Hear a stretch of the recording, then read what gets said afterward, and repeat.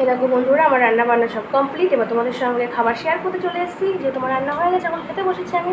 এই দেখো, বেগুন ভাজা হয়েছে, আমি একটাই নিয়েছি, আর আলু মাখা, আর এখানে সয়াবিন দেখতে পাচ্ছ, ভাত, আর এখানে টক ডাল। তো আমি খেতে থাকি বন্ধুরা, তোমরা দেখতে থাকো।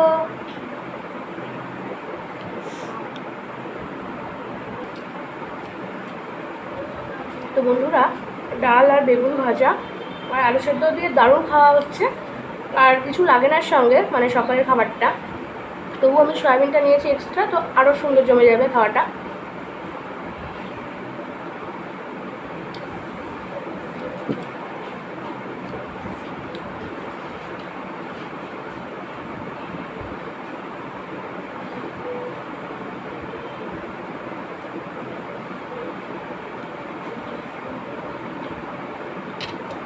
আমার দুই ছেলে পড়তে বসেছে, ওরা খেয়ে দিয়ে পড়তে বসেছে, তো আমি এখন খাচ্ছি। তো বন্ধুরা, আমার ডাল দিয়ে খাওয়া হয়ে গেছে, বেগুন ভাজা আর হচ্ছে আলু মাখা দিয়ে। তো আমি সয়াবিনটা দিয়ে খাচ্ছি। সয়াবিনটা খুবই ভালো হয়েছে, খুব সুন্দর। হালকা মশলা দিয়ে রান্না করেছি, ওই জন্য খুবই গরম।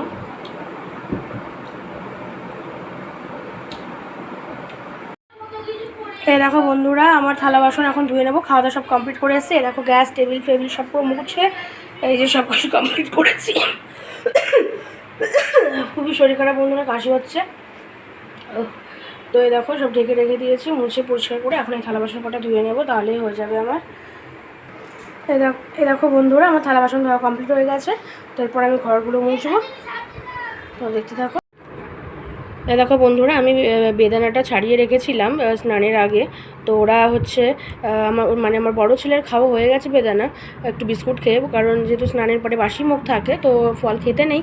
তাই এই দেখো, আমার ছোটো ছেলে একটা বিস্কুট খেয়েছে, খেয়ে এখন বেদানা খাচ্ছে না, শোনে। আর বন্ধুরা, এই গরমে ফল তো অবশ্যই খাওয়া দরকার, কারণ বাচ্চাদের গরম থাকে শরীরটা, একটু ঠান্ডা করার জন্য এই গরমে অবশ্যই ফল খাওয়ানো উচিত।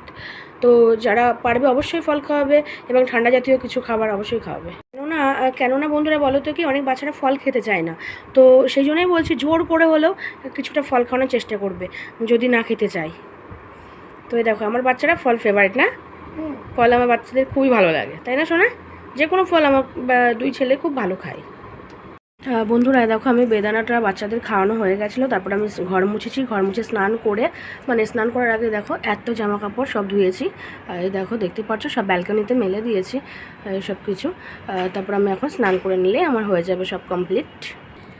এই দেখো বন্ধুরা, আমার ছোটো ছেলে এই যে এই মধ্যে সার দিয়েছে, মানে সার, খোল ফুল আরও অনেক কিছু দিয়ে নাকি ও সার বানিয়েছে। ওই জন্য আমাকে বলছে, মা ফ্রেন্ডসদের দেখাও। এই দেখো বন্ধুরা, তাই একটু দেখালাম তোমাদেরকে। গাছে দেবেও, ওর নাকি খুব শখ করেছে, তাই দেবেও।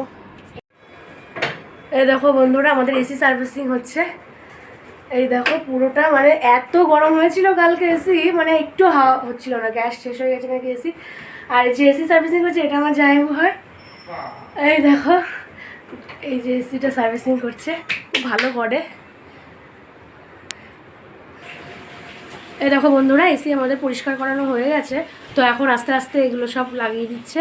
তো আমাদের আরেকটা ঘরেও এরকম করবে, তো তোমাদের সঙ্গে অবশ্যই শেয়ার করবো। এই দেখো কি সুন্দর করে আস্তে আস্তে সব ঠিকঠাক করছে।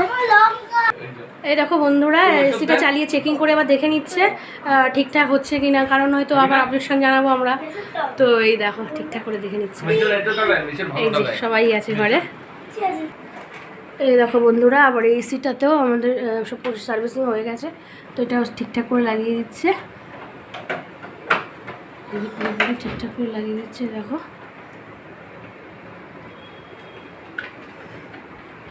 এই দেখো বন্ধুরা, এসি সার্ভিসিং হয়ে গেছে। তো আর একটু খেতে দিয়েছি, সামান্য কিছু দিয়েছি, এই যে একটু খেয়ে দিয়ে দেবে। একটু ঠান্ডা দিয়েছিলাম, এখন ভাত খাচ্ছে।